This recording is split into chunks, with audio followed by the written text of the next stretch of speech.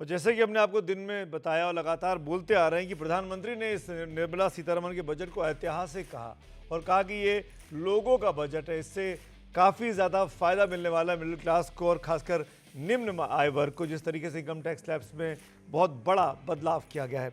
मेरे साथ इन्हीं तमाम मुद्दों पर बात करने के लिए भारत सरकार के चीफ इकोनॉमिक एडवाइज़र रहे कृष्णमूर्ति सुब्रमण्यम साहब इस वक्त जुड़ रहे हैं, जो इस वक्त आईएमएफ में काम कर रहे हैं, भारत को रिप्रेजेंट कर रहे हैं।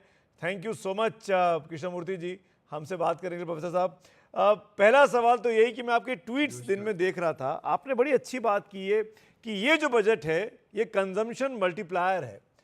ये कैसे समझा पाएंगे कि अगर मेरे पास पैसा आया तो उसके बाद ये कंजम्पशन मल्टीप्लायर कैसे होगा? बहुत अच्छा सवाल है। मैंने एक और ट्वीट डाली है अभी, जिसमें इसको अच्छा। मैंने विस्तृत दौर पे समझाया है, तो उसको भी आप देख लें और जो हमारे व्यूअर्स हैं वो भी देख लें। लेकिन मैं प्रयास करूंगा यहाँ पे बताने के लिए। मान लीजिए आपके पास 10,000 रुपये अधिक आ गए, और आप 10,000 से आप एक मान लीजिए स्मार्टफोन खरीदते हैं, मेरे से खरीदते हैं। तो मेरे पास अब 10,000 रुपये आए, और इस 10,000 में से मैंने एक्चुअली कुछ उसको जमा पूंजी के रूप में रख दिया। मान लीजिए 20% रख लिया, 2,000, और 8,000 मैंने जाके खर्चा किया उसको। तो मान लीजिए मैं जाके एक शर्ट खरीदता हूँ 8,000, और जो 8,000 जो रिटेलर है वो उसको 8,000 पहुंचता है, और वो भी फिर उसके बाद उसमें से 20% रख के वो मान लीजिए वो भी उसमें से जो 6,400 रुपये जो होते हैं उसको खर्च करता है। तो जी। इसी तरह ये एक कड़ी के रूप में एक से दूसरे के हाथ में, दूसरे से तीसरे के हाथ में, तीसरे से चौथे के हाथ में एक्चुअली थोड़ा 20% उसको जमा कर लिया पूंजी के रूप में, उसके बाद बाकी खर्चा कर दिया। तो जब इसको आप पूरा इसका संगठन करते हैं, उसका जब पूरा सम करते हैं, तो उसको जो है वो एक्चुअली वो गणित में ज्योमेट्रिक प्रोग्रेशन कहा जाता है। और उसका जब आप वो करते हैं तो उस पूरा जो एग्रीगेशन करते हैं, तो आपका एक जो मल्टीप्लायर आता है वो सेविंग्स रेट का रेसिप्रोकल, मतलब उल्टा, मतलब ओके। तो 0.21 डिवाइडेड बाई 0.25। तो यदि मान लीजिए आप सिर्फ 10% ही बचत करते हैं, तो एक्चुअली ये जो मल्टीप्लायर है 10 गुना होगा। लेकिन यदि आप 20% करते हैं तो 5। लेकिन मान लीजिए कि लोग इसको और ज्यादा उतना कंज्यूम ना करें, मतलब खपत ना करें, लेकिन 40% मान लीजिए यदि लोग इसको बचत में रख देते हैं, सेविंग्स कर लेते हैं, तो आपका जो मल्टीप्लायर सिर्फ 2.5 होगा। तो यही बात मैंने एक्चुअली इसका इस्तेमाल किया, और आंकड़े लिए हैं 2023 का आंकड़ा यदि देखें, तो जो हमारी जो बचत करने की इस जो मिडिल क्लास में जो दर है वो करीब 18% की है। तो 18% को मैंने 20% ले लिया, तो जिससे कि आपका जो मल्टीप्लायर है वो करीब करीब करीब 5 आ जाता है। प्रोफेसर साहब, आजकल अपने यहाँ ये बड़ी चर्चा होती है कि इकोनॉमी के शेप में ग्रो करेगी, वी शेप में ग्रो करेगी, तो ये किस शेप में ग्रो करेगी? और दूसरी बात ये कि आप कह रहे हैं कि जीडीपी इस साल में, इसी फाइनेंशियल ईयर में 10% तक हो सकती है। इतना एस्टिमेट तो नहीं, ऑफिशियली जीडीपी भी नहीं में लगाया गया। नहीं, जीडीपी 10%, सॉरी, 10% मैंने 8%, नहीं आठ कहा, मैंने परसेंट कंजम्पशन कहा। कंजम्पशन 10% कहा। जी। वो इसलिए कहा कि जैसे वित्त मंत्री साहिबा ने बताया कि जो ये कदम लिया गया है, इससे 1 लाख करोड़ का जो आय है वो कम आएगा सरकार को। तो यानी कि 1 लाख करोड़ जो है हमारे मिडिल क्लास उनके जेबों में जाएगा। तो 1 लाख करोड़ जो है, जैसे मैंने अभी मल्टीप्लायर का समझा रहा था, यदि 1 लाख करोड़ को लोग उसमें से खर्च करेंगे कुछ जमा करके 20%, तो एक्चुअली जो करीब 5 लाख करोड़ हमारे कंजम्पशन में एक्चुअली बढ़ेगा। तो 5 लाख करोड़ जो है करीब 4.8% इस साल के जो कंजम्पशन है उसका उसके अनुपात में होता है।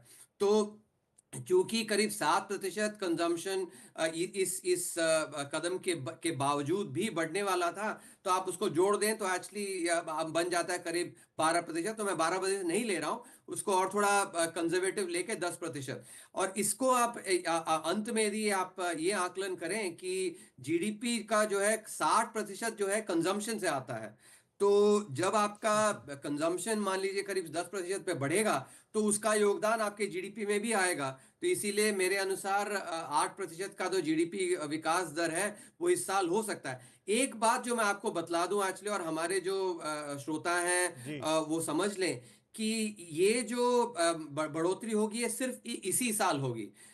ये अंतर हमें समझना जरूरी है कि जब आप बुनियादी ढांचा बनाते हैं, तो बुनियादी ढांचा से जो उसका जो लाभ है वो सिर्फ उसी साल नहीं बाकी सालों में भी आता है। कि मान लीजिए कि एयरपोर्ट बन गया तो उसके कारण जो एक्चुअली जो लोग आएंगे वो तो हर साल उसका उसका बेनिफिट आएगा।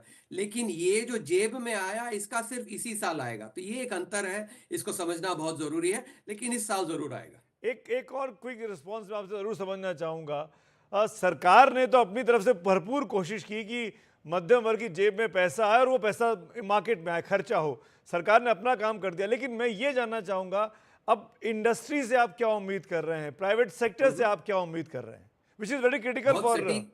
अब इकोनॉमी। ब- हाँ, बहुत सटीक सवाल आपने पूछा है। देखिए, ये एक धारणा बनी हुई थी हमारे जो उद्योगपतियों में कि हम निवेश इसलिए नहीं कर रहे हैं क्योंकि हम डिमांड नहीं देख रहे हैं।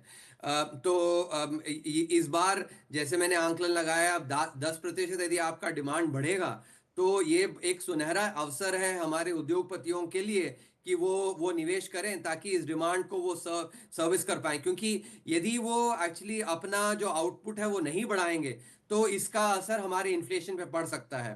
तो इसीलिए मेरा ये आग्रह रहेगा हमारे उद्योगपतियों से कि जो अब इससे पहले जो बतलाते थे कि अरे डिमांड नहीं है इसलिए हम निवेश नहीं कर रहे, अब तो इस साल तो डिमांड आएगा तो आपको निवेश करना जरूरी है ताकि इसका असर इन्फ्लेशन में ना आए। और जी। एक और बात मैं ये बतला दूं कि एक्चुअली इसको इस ये जो कदम लिया गया है फिस्कल पॉलिसी में जो सरकार ने लिया, इसको इसको और अच्छा इसका परिणाम आए, इसके लिए मैं आशा करता हूं कि सेंट्रल बैंक, हमारे रिजर्व बैंक ऑफ इंडिया भी मॉनेटरी पॉलिसी पे काम करे। क्योंकि जब जब इंटरेस्ट रेट्स कम होते हैं तो उसका उसका जो असर है निवेश पे काफी पड़ता है। और यहाँ पे मैं एक एक बहुत एक एक गहरी बात है जो मैं इसको जो जो जिस पे रोशनी डालना चाहता हूँ ज़रूर। कि यदि आप देखें जो हमारे जो विकसित देश हैं उनमें ऐसा होता है कि एक्चुअली जो लोग होते हैं वो खाने के लिए भी या फिर एक वेकेशन में जाने के लिए वो उधार ले लेते हैं। लेकिन भारत में ऐसा नहीं होता। भारत में जो परिवार है, कोई भी परिवार है, वो सिर्फ मान लीजिए एक टू व्हीलर लेना चाहता है या फिर एक फोर व्हीलर खरीदना चाहता है या फिर एक घर खरीदना चाहता है, उसी के लिए ऋण लेता है। तो जो कंजम्पशन का जो मतलब जो जो ब्याज दर जो उसका असर है सिर्फ चंद चंद आइटम्स पे पड़ता है, यानी कि पूरा कंजम्पशन जो है इंटरेस्ट रेट के कारण उसका असर नहीं आता। इसके इसके विपरीत यदि आप निवेश पे देखें तो सारा निवेश जो है उसका ब्याज दर का असर पड़ता है। क्योंकि जब भी निवेश होती है तो वो निवेश जो है एक कंपनी उधार लेके कुछ कुछ हद तक उधार लेके करती है, तो सारा इसका जो ब्याज दर का असर निवेश पर पड़ता है। इसीलिए ये बहुत अहम है कि हमारे जो रिजर्व बैंक के जो अधिकारी हैं वो समझें, इस अंतर को समझें, और यदि निवेश को बढ़ाना है तो जो जो मॉनेटरी पॉलिसी ईजिंग है उसको राइट। करना बहुत जरूरी है। वो करेंगे तो जो कदम सरकार ने लिया है उसको और जोर मिलेगा मॉनेटरी पॉलिसी से भी। इनफैक्ट आप जो बोल रहे हैं वो रिजर्व बैंक के अधिकारी ज़रूर सुनेंगे, अगर अगर नहीं समझ पाए होंगे तो आप पक्का समझ जाएंगे आपकी बातें सुनकर। प्रोफेसर साहब, सर एक लास्ट में क्या मैं ये कहूँ कि रॉकेट शेप है, ऊपर ही ऊपर जाता हुआ, के और वी से अलग होके, आप इसको किस शेप में डिफाइन करना चाहेंगे? देखिए, ये एक्चुअली मुझे तो एक एक अच्छा एक स्लोप, पॉजिटिव स्लोप के रूप में मैं देखूंगा। कि क्योंकि मैंने और आपको ध्यान होगा जो मेरी जो किताब आई है इंडिया 100, उसमें मैंने दर्शाया है कि भारत को औसताना 8% की विकास दर जो है दर्ज करनी है ताकि भारत एक विकसित देश बन पाए 2047 में, जब हमारे आजादी के 100 वर्ष पूरे होंगे। तो यह 8% का विकास दर मैं अब देख पा रहा हूं कि इस साल आ सकता है। और जो जो बाकी कदम लिए गए हैं जिनके बारे में कभी और बात करेंगे हम, जी। जो आपका जो मैन्युफैक्चरिंग सेक्टर पे जो ध्यान है, एनर्जी सेक्टर पे, और फिर जो न्यूक्लियर पे जो है, एमएसएमई, ये सबको, स्टार्टअप का जो फंडिंग है, ये सब मिला के देखें, इससे भी मेरे अनुसार एक्चुअली इसका असर आएगा। लेकिन अभी काम और काफी बाकी है। और एक बिंदु पे मैं रोशनी डालना चाहता हूं कि हमारी जो जीएसटी की जो प्रणाली है या फिर टैक्स की जो प्रणाली है, इसमें एक्चुअली काफी और सुलझाना इसको बहुत जरूरी है, क्योंकि हमारी जो ब्यूरोक्रेसी है ये काफी इसको उलझा देती है सुलझाने के बजाय। जी। और टैक्स के कारण जो हमारे छोटे जो कंपनियां होती हैं उनको बहुत काफी काफी माथापच्ची करनी पड़ती है। तो इसको सुलझाने पे हमें ध्यान देना है, और इसमें ब्यूरोक्रेसी का बहुत अहम एक भूमिका रहेगा। वो जो आप टैक्स टेररिज्म की बात कर रहे हैं उसको काफ़ी हद तक एड्रेस करने की कोशिश की है आज निर्मला जी ने, ऐसा मुझे लगा उनका भाषण सुन के। जो नया बिल आने वाला है उम्मीद करना चाहिए कम से हाँ, कम उस क्षेत्र में वो एड्रेस ज़रूर करने वाली हैं अगले हफ्तों में। मैं फिर उस दिन आपसे समय अभी आज से ले ले रहा हूँ, अपॉइंटमेंट बुक कर ले रहा हूँ, जिस भी दिन वो बजट आएगा, वो बिल आएगा, उस दिन मैं फिर आपके पास लौटूंगा।